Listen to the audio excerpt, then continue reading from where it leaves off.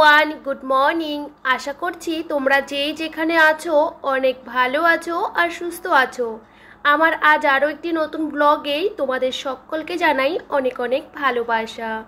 আজকে দিনটা ছিল শুক্রবার আর এখন কিন্তু ঘড়ির কাঁটাতেই সকাল 7:30। তবে কি জানো তো, প্রত্যেক দিনের মতন আজকে কিন্তু ঘুম থেকে উঠতে একটু দেরি হয়ে গেছে। প্রত্যেক দিন তো আর্লি মর্নিংয়ে ঘুম থেকে উঠি, কিন্তু কি বলো তো, কখনো কখনো দেরি হয়ে যায়। যাই হোক, সকালের বাসি কাজগুলো আমি ঝটাপট করে কমপ্লিট করে নিয়েছি, যেহেতু ঘুম থেকে উঠতে উঠতে 7টা বেজে গেছে। বুঝতে পারো, সকালবেলা দেরি করে ঘুম থেকে উঠলে, ক্যামেরা নিয়ে ছোটাছুটি করলে কাজগুলো করতে না বেশ দেরি হয়ে যায়। তো ভাবলাম চলো, এই যে এখন আমার কাজ হলো এই যে উনুনটা লেপার। সেহেতু ওই যে বাইরের থেকে একটু মাটি আর গোবর নিয়ে চলে এসেছি। জানো তো, গোবর দিয়ে উনুন লেপলে না মানে উনুনটা ভীষণই শক্ত থাকে, একদমই ফাটে না। আমি না কয়েকদিন উনুনটা ফেটেছিল, এখন একদমই ফাটে না। তারপরেও দেখবে রান্নাবান্না করার পর উনুনটা লেপা পোছা না থাকলে না ভালো লাগে না। তো যাই হোক, আমি উনুনটা লেপে সমস্ত কিছু বাইরের থেকে কমপ্লিট করে নিয়েছি। তো ভাবলাম চলো সকালবেলা একটু উষ্ণ গরম জল খাই। অন্যদিন সকাল সকালে খাওয়া হয়ে যায়, আজকে একটু দেরি করে খেয়েছি। তো তেমন একটা ভালো লাগছিল না, ভাবলাম চলো একটু কড়া করে আদা চা করব। সেহেতু এই যে আদাটা ভালো করে থেতু করে নিয়েছি আর আজকের লিকারটা একটু কড়া করে দিয়েছি। আমি সবসময় লিকার চার মধ্যে কি বলতো, চিনিটা একটু বেশি দিই, কিন্তু লিকারটা একদমই কম করে দিই। আমার না লিকারটা বেশি হয়ে গেলে খেতে ভালো লাগে না। আজকে ইচ্ছে করে একটু লিকারটা বেশি দিয়েছি, প্রচণ্ড মাথা যন্ত্রণা, ভাবলাম চলো যদি এইভাবে ছাড়ানো যায় সে কারণে। আমি যেহেতু রাতে বেলায় রান্নাবান্নার জন্য সমস্ত কিছু কাটাকুটি করে রেখে দিই, এখন যেহেতু উনুনে রান্না করি, বুঝতেই পারো এই যে রান্নাবান্না করতে করতে কাটাকুটি করতে গেলে না অনেকটা অসুবিধা হয়, মানে তাড়াহুড়ো করতে হয়। তো সেহেতু আমি রাতেবেলা সমস্ত সবজি কাটাকুটি করে রেডি করে রাখি। একার সংসারে থাকতে গেলে আমাদেরকে কিন্তু অনেক সময় কি বলতো একটু চালাকি করতে হয়, না হলে কাজকর্মগুলো করতে না ভীষণই অসুবিধা হয়। আমাদের মধ্যবিত্ত সংসারে কিন্তু অনেক সময় অনেক চালাকি করে কাজকর্মগুলো করতে হয়, কিছু করার নেই। এই যে উনুনে রান্নাবান্নার সাথে কিন্তু আমি এই যে সংসারের টুকিটাকি কাজগুলো কিন্তু সেরে নিচ্ছিলাম। বললাম তো একটু দেরি করে ঘুম থেকে উঠেছিলাম, সেহেতু কিছু গোছানো হয়নি। সকালের বাসি কাজ কিন্তু করে নিয়েছি, কিন্তু এই যে বিছানাপত্রগুলো যদি না গোছানো থাকে না, তাহলে মনে হয় না যে কোনো কাজ করেছি। সেহেতু দেখো বিছানাটা টান টান করে গুছিয়ে নিয়েছি। আর ব্ল্যাঙ্কেটগুলো না আজকে ভিজিয়ে দেব, ওই যে রাতেবেলা ভিজাবো, কালকে সকালবেলা কেচে দেব। সেহেতু এই যে ব্ল্যাঙ্কেটগুলো আর এখন রোদে দিই না, ভাবলাম চলো একটা সাইডে না গুটিয়ে রেখে দিই।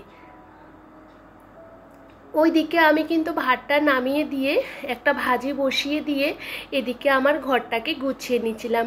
সকালে যেহেতু দেরি করে ঘুম থেকে উঠেছি, তার মধ্যে আমাকে সকালে প্রত্যেকটা দিন রান্নাবান্না করতে হয়, তোমরা তো সকলেই জানো। সে কারণে কিন্তু এভাবে আমাকে কাজগুলো করতে হয়।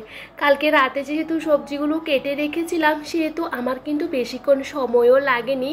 বাসি কাজের সাথে এই যে আমার ঘরটাকেও ভালো করে গুছিয়ে নিয়েছি। প্রত্যেকটা দিন কিন্তু 10 থেকে 15 মিনিট সময় যদি আমরা এই যে বেডরুমের পেছনে যদি আমাদের ঘর বাড়িগুলোকে পরিষ্কার পরিচ্ছন্ন করে রাখতে পারি, তাহলে বেশ ভালো লাগে। আর মানি প্ল্যান্ট গাছগুলো না একটু মুছে দিচ্ছিলাম। জানো তো, একটু ধুলোমুলো পড়লে মনে হয় ওরা নিঃশ্বাস নিতে পারে না। দেখবে রাস্তাঘাটের গাড়ি যে ধুলোগুলো আসে না, সেই ধুলোগুলো কিন্তু পাতার মধ্যে বসে বসে এমন একটা জমাট বেঁধে চলে, সেগুলো দেখলে মনে হয় যে পাতাগুলো না একটু নিঃশ্বাস নিতে পারছে না, ভীষণ খারাপ লাগে জানো তো। তো আমার ঘরে যত কিছু আছে না কেন, আমি প্রত্যেকটা দিন পরিষ্কার করে মুছে আমি কিন্তু রাখি, আমার বেশ ভালো লাগে। আর কিছু কিছু আর্টিফিশিয়াল গাছ আছে, সেগুলোকেও কিন্তু আমি প্রত্যেকটা দিন মুছে দিই। তাতে কি বলতো, আমারও ভালো লাগে। একটু ধুলো টুলো পড়ে থাকলে আমার মনে হয় এই যে গাছগুলো নিঃশ্বাস নিতে পারছে না, ভীষণই কষ্ট হচ্ছে। যে কোনো কিছু যদি আমরা একটু যত্ন সহকারে ভালোবেসে গুছিয়ে রাখি, সেটা দেখতে কিন্তু বেশ ভালো লাগে। মানি প্ল্যান্ট গাছগুলোর মধ্যে আমি জল স্প্রে করে দিয়েছি। আর এখন কিন্তু ঘরটাকে গোছানোর পর এই যে একটু ঝাড় না দিলে ভালো লাগে না। আজকে যেহেতু দেরি হয়ে গেছিলো সেহেতু আজকে কিন্তু সকাল সকাল রান্নাবান্নাও বসিয়ে দিয়েছি, কারণ রান্নাটাও না সময়ের মধ্যে কমপ্লিট করতে হবে। আরও কাজ আছে, একটা সংসারে আমাদের প্রচুর কাজকর্ম থাকে, সেগুলো তো আমাদের করতে হবে। আর এদিকে টুকটুক করে আমার দুটো ঘরকে ভালো করে গুছিয়ে নিয়েছি। ওই যে তোমাদের বললাম 10 থেকে 15 মিনিট সময় লাগে ঘরগুলোকে ভালো করে ডাস্ট করে পরিষ্কার করতে। আর এদিকে আমি এদিকে রান্নাও বসিয়ে দিয়েছি, একদিকে রান্না হচ্ছিল একদিকে ওই কাজগুলো করে নিচ্ছি। আমি আসলে না দুদিক কিন্তু ব্যালেন্স করে কাজগুলো ভীষণই তাড়াহুড়ো করে করতে পারি, সেহেতু কিন্তু উনুনে রান্না করতে করতেও কিন্তু আমি সমস্ত কাজগুলোকে কিন্তু গুছিয়ে করতে পারি। এটা সকলে পারে না, কিন্তু আমি পারি। তো যাই হোক, এদিকে এক এক করে আমি সমস্ত রান্নাগুলো করে নিচ্ছিলাম। আর এইদিকে কি বলতো, এত তাড়াহুড়ো করে রান্নাবান্না করছিলাম, একটু তো দেরি হয়ে গেছিলো, সে কারণে তার মধ্যে না কড়াইটা ভালো করে মাজিনি, মাছগুলো ভাজতে বসিয়ে দিয়েছি। আর এদিকে দেখো ছেলে কি করেছে, আমি তো বুঝতেই পারিনি। বাইরের থেকে এই যে মশলার দানিটা নিয়ে এসে সমস্তটা খুলে এই যে দেখো কতটা দুষ্টুমি করে, এরকম কিন্তু বেশিরভাগে করে। এই যে এখন এই দুষ্টুমি শুরু করে দিয়েছি, ওকে নিয়ে কিন্তু আমাকে কাজকর্মগুলো করতে হবে। এই যে মশলার দানিটা এখন আমাকে পরিষ্কার পরিচ্ছন্ন করতেও না বেশ সময় লাগবে। তার মধ্যে বিছানা চাদর টাদর সমস্তটা ভরিয়ে নিয়েছিল। আমি ওকে প্রথমে জানালার মধ্যে বসিয়ে রেখেছিলাম, ভাবলাম ওখান থেকে নামতে পারবে না, ওখানে বসিয়ে রেখেছিলাম, কান্নাকাটি করছিল, সেহেতু নিচে নামিয়ে দেওয়াতে এই যে কার্টুনের ভিতরেই বসে আছে। তো ভাবলাম চলো ও ওর মতন খেলা করুক। আর এই মুহূর্তে বেশ খানিকটা সময় কিন্তু পেরিয়ে গেছিলো। আমার বর যখন অফিসে যাচ্ছিল ওর সাথে আমিও গেছিলাম দোকানে, তো সেহেতু টুকিটাকি জিনিস নিয়ে এসেছিলাম, ছেলের খাবার দাবার, দুধ, এ সমস্তগুলো। আর ভাবলাম চলো এই যে ছোট ছোট অনেকগুলো বিস্কিটের প্যাকেট নিয়ে আসি। আসলে কি বলতো, একরকম বিস্কিট আমার ছেলে খেতে চায় না, সেহেতু অনেক রকম ছোট ছোট বিস্কুটগুলো নিয়ে আসলে ওর মনের মতন করে ও খেতে পারে। তো অনেক সময় কি বলতো, কেনাকাটা করতে হলে না একটু হিসাব করে চলতে হয় আমাদের মতন মধ্যবিত্ত ফ্যামিলির ঘরে, কারণ বেশি জিনিস তো ঘরে রাখা যায় না। তো সবসময় কিন্তু ওই যে ব্যালেন্স করে চলার চেষ্টা করি। আমার কিন্তু সমস্ত রান্নাবান্না বাসনপত্র ধোয়া সমস্তটা হয়ে গেছে। তো কী বলতো, রান্নাঘরটাকেও পরিষ্কার করতে বেশ সময় লেগেছে। ছেলে দেখতে পেয়েছিলে সমস্ত মশলার কোটো কাটো সমস্ত কিছু ছড়িয়ে ছিটিয়ে রেখেছিল, সেহেতু রান্নাঘরটাকে ভালো করে পরিষ্কার পরিচ্ছন্ন করে কোটো কাটাগুলোকেও সুন্দর করে মুছে জায়গাতেই রেখে দিয়েছি। আর বাইরে বিছানা চাদরটাও কেচে রোদে দিয়েছিলাম, আর শুকিয়েও গেছে। ওই যে বললাম প্রচুর মশলা ফেলেছিল, এখানে বসে বসে সমস্ত কিছু ঢালাঢালি করেছিল, সেহেতু এটা যদি ধুয়ে না দিই না তো পাততে পারবো না, সেহেতু ধুয়ে দিয়েছি। আর বিছানা চাদরগুলো শুকাতে তো বেশিক্ষণ সময় লাগে না, বাইরে কিন্তু প্রচণ্ড রোদ্দুর, গরম তো চলেই এসেছে, কি আর বলবো। আর কয়েকটা দিন পর মনে থাকাই যাবে না, কাজকর্ম কিন্তু অনেকটা আগে আগেই শেষ করে নিতে হবে। যাই হোক, এখন আবারও এই ঘরটাকে গুছিয়ে নিয়েছি। কী বা বলবো তোমাদের, একটা ছোট্ট বাচ্চা থাকলে আমাদেরকে কিন্তু অনেক সময় একটা কাজ কিন্তু অনেকটা বারে করতে হয়, কিছু করার নেই। ছেলে এই যে ঘরটাকে সমস্ত কিছু এলোমেলো করে নিয়েছে, আর সমস্ত মশলা ঘরে ঘরে ছড়িয়ে ছিটিয়ে রয়েছিল, সেহেতু এগুলো পরিষ্কার করতে তো বেশ সময় লাগে। তো সেহেতু ভাবলাম চলো আমি ঘরটাকে আবারও একবার গুছিয়ে নিয়েছি। আর দেখো কতগুলো ধুলো, সাথে হলুদের গুঁড়ো সমস্তটা বের হচ্ছিল। আর এখন কিন্তু এই রুমটাকেও ভালো করে পরিষ্কার পরিচ্ছন্ন করে সমস্ত ঘরগুলোকেও ঝাঁট দিয়ে নিয়েছি। কারণ কি বলতো, ঘর মোছার আগে আমি সবসময় ঘরগুলোকে আবারও একবার ঝাঁট দিয়ে নিই, তাহলে কি বলতো ঘর মুছতে বেশিক্ষণ সময়ও লাগে না, আর ঘর থেকে না কোনো নোংরাও বেরোয় না। আমি সব সময় যদি ঘর পরিষ্কারও থাকে তারপরও ঘর মোছার আগে আমি কিন্তু প্রত্যেকটা রুম ভালো করে পরিষ্কার করে ঝাঁট দিই। কি বলতো, তাহলে কি বলতো, একবার জল নিলে না ঘরটা কিন্তু খুব সুন্দর মোছা হয়ে যায়। আর এদিকে তাড়াহুড়ো করে কাজগুলো করে নিচ্ছিলাম, আসলে বাইরেও একটু কাজ করতে হবে। আমাদের পরিবারে একটা অনেক রকম কাজ থাকে, সেগুলো কিন্তু আমাদের করতে হবে। আর ওই কাজগুলো কি বলতো, একা সংসার হলে বুঝতে পারো নিজেকেই করতে হবে।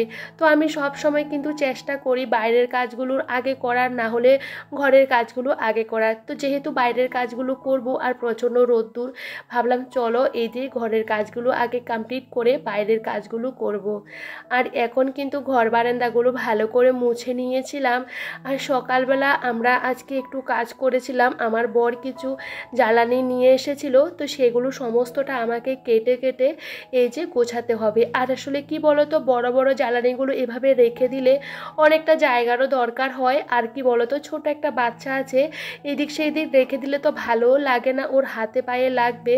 সেজন্য জ্বালানিগুলোকে দেখো আমি এখন ছোট্ট ছোট্ট করে টুকরো করে করে আলাদা একটা সাইডে রেখে দিচ্ছি। তাহলে কি বলো তো, দেখতেও ভালো লাগে। আর এমনিতে বাড়ির সামনে যদি এভাবে সমস্ত কিছু রেখে দিই না, দেখতেও ভালো লাগে না। যে জিনিসটা দেখতে ভালো লাগে বা গুছিয়ে রাখলে না সব জিনিস কিন্তু ভালো লাগে। তো দেখো জ্বালানিগুলোকে আমি কেটে কেটে আর এখানেও কিছু রেখেছি, তো এগুলো একটু কাঁচা ছিল, তো ভাবলাম রোদের মধ্যে দিয়ে দিই। আর ওইগুলো কিন্তু একদমই শুকনো, সেহেতু একটা সাইডে রেখে দিয়েছি। আবারও কিন্তু এখন সমস্ত জায়গাটা ভালো করে পরিষ্কার করে ঝাড় দিয়ে নেব, যেহেতু বাইরে রান্নাবান্না করি। আর এই জায়গাটা যদি পরিষ্কার না থাকে না, ভালো লাগে না। আর এখন দুপুর, বিশ্বাস করো প্রচণ্ড রোদ্দুরের জন্য না বাইরে তাকাতে পারছিলাম না।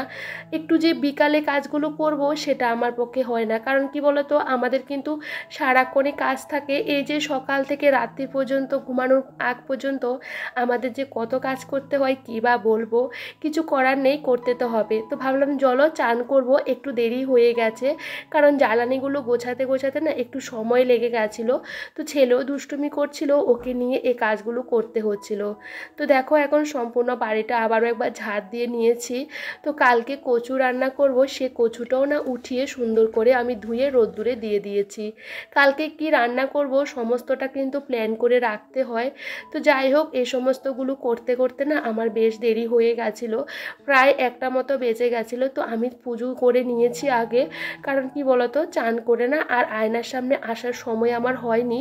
তো এখন ছেলেকে না খাওয়াইয়ে ঘুম পাড়াবো, তো ভাবলাম চলো আগে পুজোটা দিয়ে দিই। তো পুজোটা দিয়ে দিয়েছি। আর আজকে জানো তো, ছেলেকে খাওয়াতে খাওয়াতে ছেলে ঘুমিয়ে গেছিলো, তো ভীষণই খারাপ লাগছিল। ভাবলাম যদি একটু আগে ওকে যদি খাইয়ে দিতাম। আসলে কি বলতো, আমি ওই যে পুজো টুজো দিয়ে ছেলেকে নিয়ে গেছি স্কুলের খাবারটা আনতে আনতে দেরি হয়ে গেছে, সেহেতু ছেলেকে খাওয়াতেও না অনেকটা দেরি হয়ে গেছিলো।